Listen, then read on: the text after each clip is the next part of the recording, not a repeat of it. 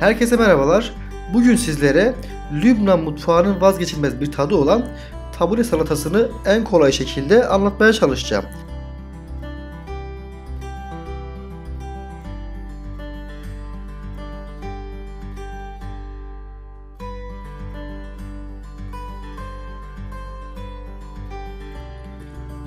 Bir çay bardağı ince irmik, yarım çay bardağı ılık su, bir bağ maydanoz, yarım bağ nane, bir adet domates, bir adet salatalık, yarım kırmızı soğan ve süsleme için nar ve ceviz kullanmanızı öneririm.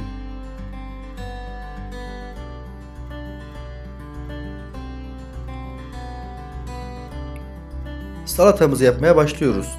Derin bir kaba ince bulgurumuzu alıp üzerine ılık suyumuzu ekleyerek karıştırıyoruz ve sonra üzerini streçleyip kenarda şişmesi için bekletiyoruz.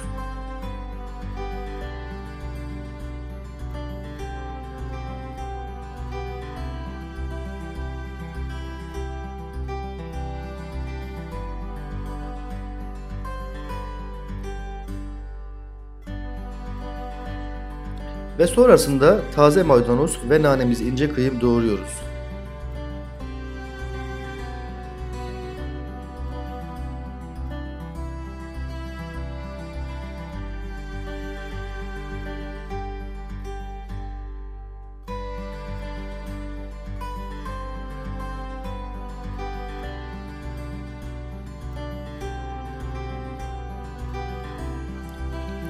Domatesimizi soyup ufak ufak küp şeklinde doğruyoruz.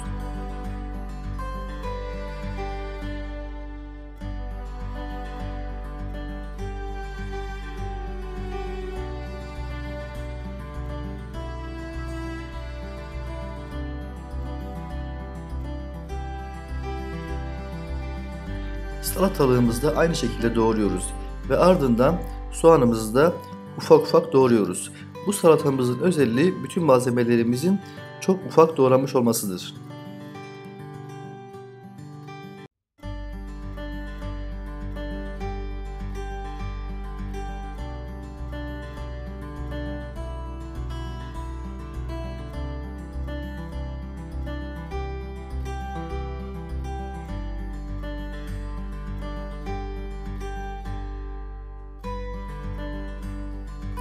Ve şimdi doğradığımız bütün malzemeleri bir kaba alıp iyice karıştırıyoruz.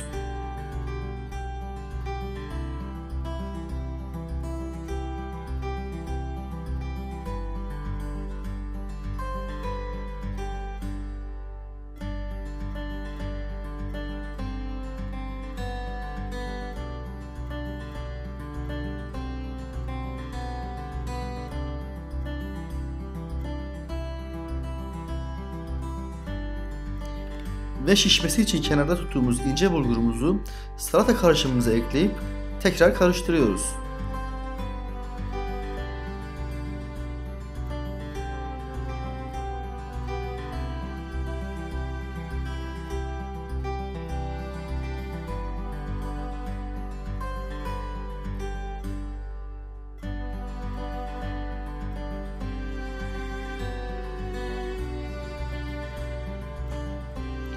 Bir tutam tuz ve biraz sumak, zeytinyağı ekleyerek tekrar salatamızı karıştırıyoruz.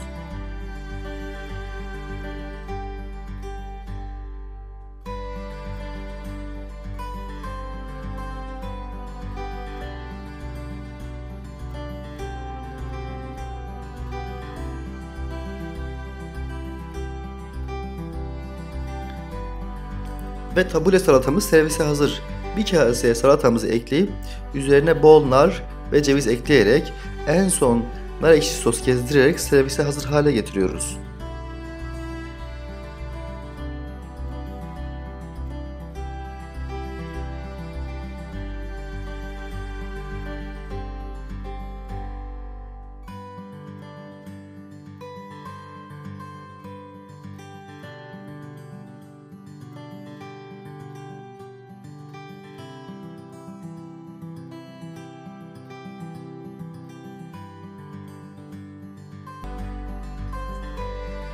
Bir videomuzun daha sonuna geldik. Eğer videolarımı beğeniyorsanız abone olarak ve videolarımı beğenerek destekte bulunabilirsiniz. Yepyeni videolarda buluşmak dileğiyle. Hoşça kalın.